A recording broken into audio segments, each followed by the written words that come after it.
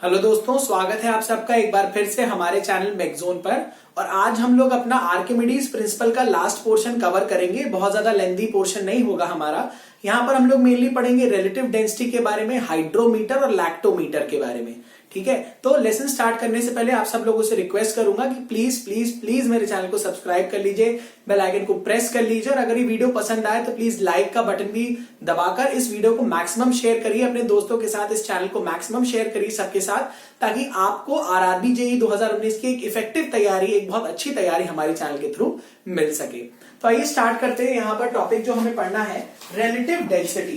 तो relative density का वैसे आइडिया हम लोग ऑलरेडी अपना ले चुके हैं एक बार, लेकिन फिर भी हम लोग यहाँ पर पढ़ लेते हैं रिलेटिव डेंसिटी। देखिए, अगर जहां भी शब्द आता है relative, whenever the word relative comes, तो इसका मतलब है कि we are expressing the density of a liquid और a substance with respect to a standard substance. मतलब हम किसी भी एक सब्सटेंस की डेंसिटी किसी एक स्टैंडर्ड सब्सटेंस के कंपैरिजन में बताते हैं। Expressing the density of a substance, expressing the density of a substance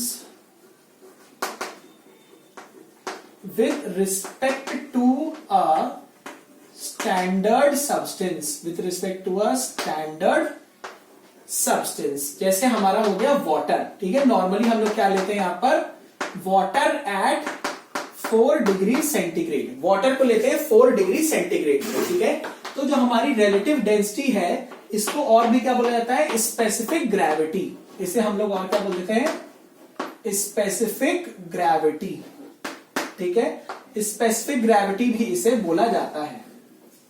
और यहां पर हमारा जो रिलेटिव डेंसिटी होता है वो होता है हमारा डेंसिटी ऑफ अ बॉडी, ठीक है, divided by density of water at 4 degree centigrade.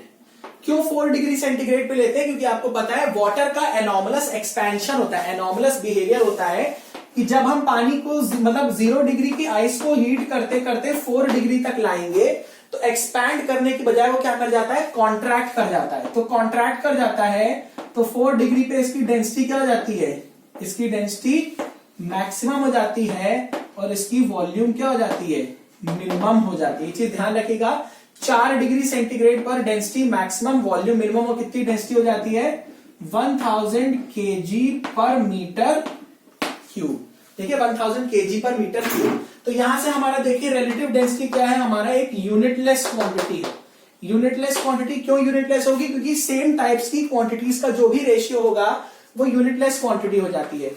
अगला अगर बात करें, आपको पता है कि हमारी डेंसिटी जो होती है यह है मास अपॉन वॉल्यूम। लेकिन जो हमारी डेंसिटी है वो ना ही मास पे डिपेंड करती है ना ही वॉल्यूम पे डिपेंड करती है। दोनों में से किसी भी फैक्टर पे डिपेंड नहीं करती। ये डिपेंड करेगी हमारी only on temperature. Density depends on temperature. Temperature पे डिपेंड करेगी। टेम्परेचर बढ़ेगा, डेंसिटी घट जाएगी, एंड वाइसी वर्सा। वाइसी वर्सा का मतलब क्या है, टेम्परेचर बढ़ेगा डेंसिटी घटेगी, टेम्परेचर घटेगा डेंसिटी बढ़ जाएगी। ये होता है हमारा मतलब वाइसी वर्सा का। ठीक है, तो ये हो गया हमारे रिलेटिव डेंसिटी के बारे में। तो यहां पर हम लोग क्या करते हैं कि किसी भी सब्सटेंस की डेंसिटी को किसी स्टैंडर्ड के रिस्पेक्ट में एक्सप्रेस कर देते हैं। अब जैसे मुझे बताना हो relative density of mercury Hg, तो कितना हो जाएगा मेरा, ये हो जाएगा density of mercury divided by density of water. कितना हो जाएगा, 13600 डिवाइडेड बाय 1000, तो कितना हो जाएगा मेरा 13.6। तो मैं कहूंगा relative density of mercury is 13.6। कितनी हमारी 13.6। या हम कहें रिलेटिव डेंसिटी की हेल्प से हम लोग किसी एक सब्सटेंस के बारे में ये बता सकते हैं कि वो हमारे वाटर के कंपैरिजन में कितना भारी या फिर कितना हल्का है। तो यहां से हमें क्या पता चला, mercury is 13.6 times denser as compared to water, ठीक है, as compare to water. Water के कंपैरिजन में हमारा डेंसिटी जो है वो 13.6 टाइम्स क्या है, ज्यादा हैवी है, ठीक है। तो अगर यहां पर हम आर्किमिडीज प्रिंसिपल देखें, आर्किमिडीज प्रिंसिपल यहां पर लगाएं तो हमारी जो रिलेटिव डेंसिटी हो जाएगी ये हो जाती है W1 upon W1 minus W2, ठीक है। W1 क्या है, W1 है वेट इन एयर, ये है मेरा वेट इन एयर। W2 क्या है मेरा, वेट इन वाटर। और W1 माइनस W2 क्या है, वेट डिफरेंस, ठीक है, वेट डिफरेंस हो गया, ठीक है, ये हो गया। दूसरा देखिए, अगर वाटर किसी बॉडी की हमें रिलेटिव डेंसिटी निकालनी है लेकिन वो वाटर से कैसा है, डेंसर है और इनसॉल्युबल है, पानी में इनसॉल्युबल है और वाटर से ज्यादा डेंस है, बॉडी लिख देता हूं, body denser then water and insoluble भी है, इनसॉल्युबल भी है। अगर ऐसा कंडीशन आ जाए तो उसके केस में भी हमारा सेम फॉर्मूला लगेगा, ठीक है, उसके केस में भी हमारा क्या लग जाएगा, same formula as above, same formula as above, same formula as above लग जाएगा, ठीक है। तीसरा केस क्या है, हमें एक ऐसी बॉडी की रिलेटिव डेंसिटी बतानी है जो पानी से बहुत लाइटर है, ठीक है, ऐसी बॉडी की डेंसिटी बताएंगे जो पानी से लाइट है। तो अब क्या करेंगे, अगर हमारी बॉडी पानी से लाइटर होगी तो उसके लिए हम क्या करेंगे कि अपनी बॉडी में एक सिंकर बांधेंगे। सिंकर एक हैवी बॉडी होगी जो कि उस बॉडी को पानी में नीचे डुबाने की मदद करेगी। तो मान लीजिए हमने उसमें एक सिंकर बांध दिया, W1 क्या है, वेट ऑफ सिंकर, क्योंकि हमारी बॉडी लाइट है तो वो पानी में डूबेगी नहीं, तो उसको डुबाने के लिए एक सिंकर बांधना पड़ेगा। ये हो गया वेट ऑफ सिंकर, ठीक है। W2 क्या हो गया, W2 हो गया weight of sinker and cork, इसके साथ एक क्या लगा दिया, कॉर्क भी लगा दिया, इन एयर में वेट लिया, ठीक है, एयर में वेट लिया तो सिंकर और कॉर्क दोनों साथ में बांधे हैं तो उसका वजन क्या आ गया, W2, ठीक है। फिर लिया W3, W3 क्या है मेरा, W3 है weight of sinker and cork in water, weight of sinker and cork in water, ठीक है, ये हो गया। तो यहां पर रिलेटिव डेंसिटी कितनी हो जाएगी, यहां पर रिलेटिव डेंसिटी कितनी हो जाएगी, होगी W2 minus W1 upon W3 minus W1, ये हो गई मेरी रिलेटिव डेंसिटी। तो रिलेटिव डेंसिटी यहां पर क्या हो जाएगी, W2 minus W1 upon W3 minus W1। तो W1 क्या है, सिंकर, एक हैवी बॉडी बांधी अपनी उस बॉडी के साथ ताकि वो डूब जाए, और कॉर्क बांधा ताकि वो एक ऊपर लेवल तक हमारा पूरा एकदम सिंक ना कर जाए बॉटम तक, ठीक है। तो ये हो गया हमारा रिलेटिव डेंसिटीज के बारे में। अब यहां पर लास्ट टॉपिक जो हमें पढ़ना है वो है हाइड्रोमीटर एंड लैक्टोमीटर, ठीक है। तो यहां पर देखिए हम लोग पढ़ते हैं अब हाइड्रोमीटर और लैक्टोमीटर। ऑलरेडी हम लोग ऐसे क्वेश्चंस में डिस्कस कर चुके हैं, एक आध बार आया है टर्म। तो हाइड्रोमीटर, ठीक है, हाइड्रोमीटर। तो हाइड्रो का मतलब क्या होता है, पानी से रिलेटेड है, मीटर का मतलब मेजरमेंट होगा। तो सबसे पहली बात क्या है, ये वो इंस्ट्रूमेंट है जिसको हम लोग रिलेटिव डेंसिटी नापने के लिए इस्तेमाल करते हैं किसी भी लिक्विड की, जो कि आपका पानी से हैवी होगा या लाइट होगा, ठीक है। लिख देंगे used to measure RD, RD मतलब relative density of any liquid heavier or lighter than water, ठीक है, जो हमारे पानी से हैवी भी हो सकता है और लाइट भी हो सकता है, ठीक है। तो इसमें होता क्या है, ये वर्क करता है, इसका प्रिंसिपल क्या है, वर्किंग प्रिंसिपल, इसका वर्किंग प्रिंसिपल है प्रिंसिपल ऑफ वर्किंग, ये मेरा क्या है, फ्लोटेशन। ये बहुत इंपॉर्टेंट टर्म है, फ्लोटेशन। ये पूछा जा सकता है कि हाइड्रोमीटर का वर्किंग प्रिंसिपल क्या है, यहां पर प्रिंसिपल ऑफ फ्लोटेशन पे काम करता है, ठीक है। तो यहां पर क्या होगा, एक हमारे पास ट्यूब होगा टेस्ट ट्यूब टाइप का, उसके नीचे लेड के शॉट्स डले होंगे। क्या डले होंगे? लेड की गोलियां होंगी छोटी छोटी, उसको भारी बनाने के लिए, ताकि हमारा जो हाइड्रोमीटर है वो लिक्विड में नीचे सिंक कर जाए। ठीक है, तो देखिए ये मेरा डायग्राम है हाइड्रोमीटर का। ये इस तरीके से इसकी स्टेम है, ये फ्लोटिंग बल्ब है जो मेरा लिक्विड में तैरेगा, और यहां पर डाले गए हैं मेरे लेड शॉट्स। ठीक है, यहां पर डाले गए हैं मेरे लेड के शॉट्स। इसके कारण क्या होगा, ये पानी में थोड़ा सिंक कर जाएगा। ये है मेरे lead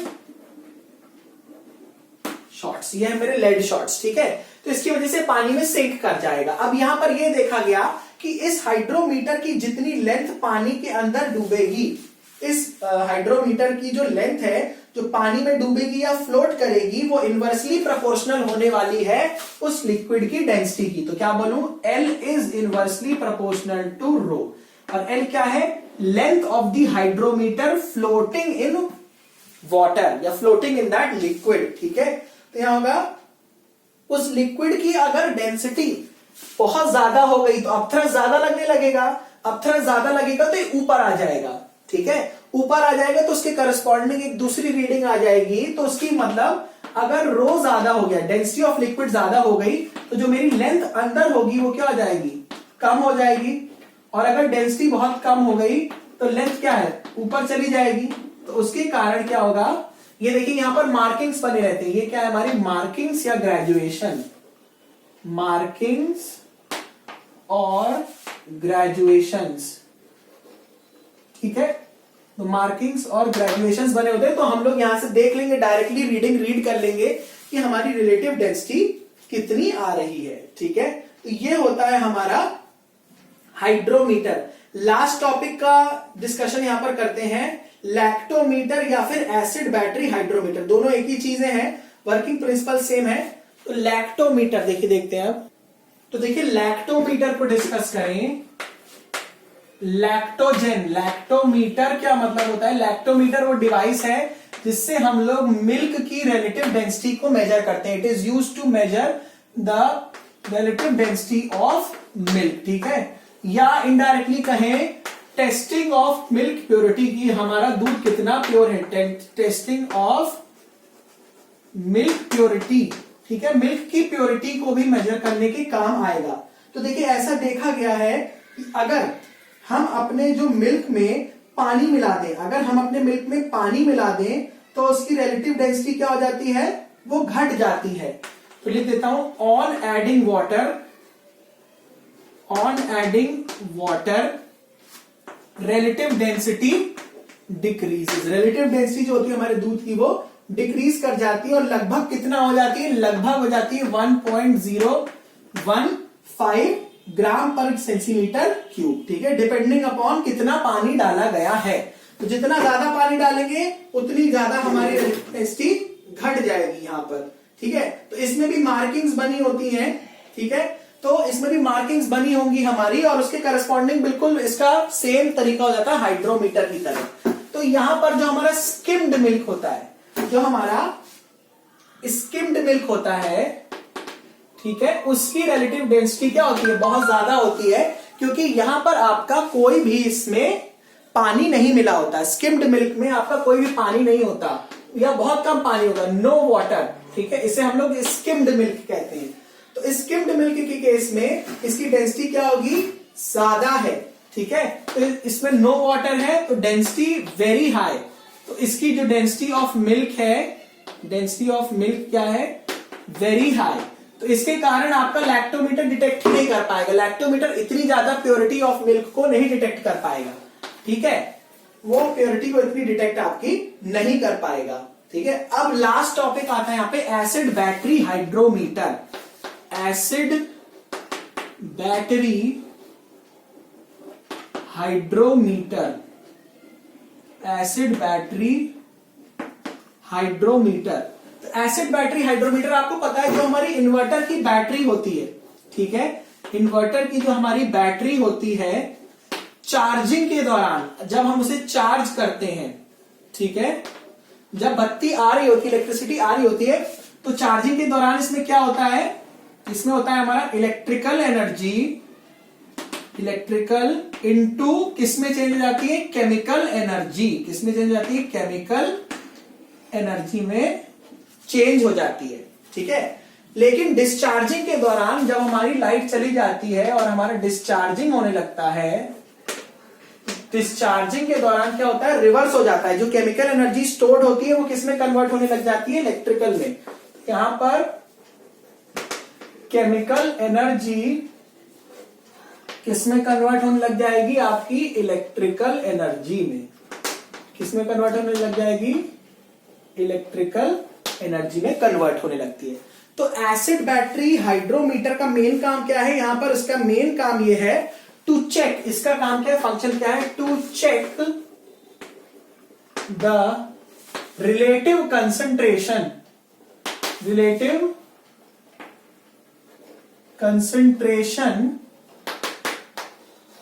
of acid, to check the relative concentration of acid in the battery। Battery में हमारी एसिड की रिलेटिव कंसंट्रेशन को चेक करना, ये किसका काम है, हमारे एसिड बैटरी हाइड्रोमीटर, ठीक है। तो क्योंकि आपकी एसिड को बैटरी में से बाहर निकालना तो आसान काम नहीं होता, इसीलिए इसको इस तरीके से ही डिजाइन किया जाता है कि हम क्या करते हैं, इसके ऊपर एक वो लगा होता है, जैसे आपने वो देखा होगा, पंप टाइप का देखा होगा, जिससे बच्चों को दवाई पिलाई जाती है, उसको ऐसे दबाते हैं और एसिड को बाहर निकाल लेते हैं, ठीक है। तो फिर हम लोग आराम से मेजर कर लेते हैं कि हमारी रिलेटिव डेंसिटी यहां पर क्या होने वाली है, ठीक है। तो ये हो गया हमारा एसिड बैटरी हाइड्रोमीटर, ठीक है। तो इसी के साथ हमारा ये वाला जो पूरा पोर्शन है, दैट इज प्रेशर, भी हम लोगों ने फिनिश कर लिया। आर्किमिडीज प्रिंसिपल यहीं पर फिनिश होता है। तो आई होप कि आप लोगों को लेसन्स अच्छे लग रहे होंगे। प्लीज प्लीज प्लीज चैनल को सब्सक्राइब कर लीजिएगा, मैक्सिमम शेयर भी कर दीजिएगा और अपने फ्रेंड्स और कोलीग्स के साथ जरूर डिस्कस करिएगा हमारे चैनल के बारे में। डेली हिस्ट्री, पॉलिटी हम लोग ला ही रहे हैं, डेली जनरल साइंस भी लाएंगे आप बहुत जल्दी, मैथ्स और रीजनिंग भी शुरू करेंगे, टेक्निकल भी हमारा 10 तारीख से शुरू हो जाएगा। तो बने रहेगा हमारे साथ में और प्लीज टेलीग्राम ग्रुप को भी आप ज्वाइन कर लीजिए। Thank you so much.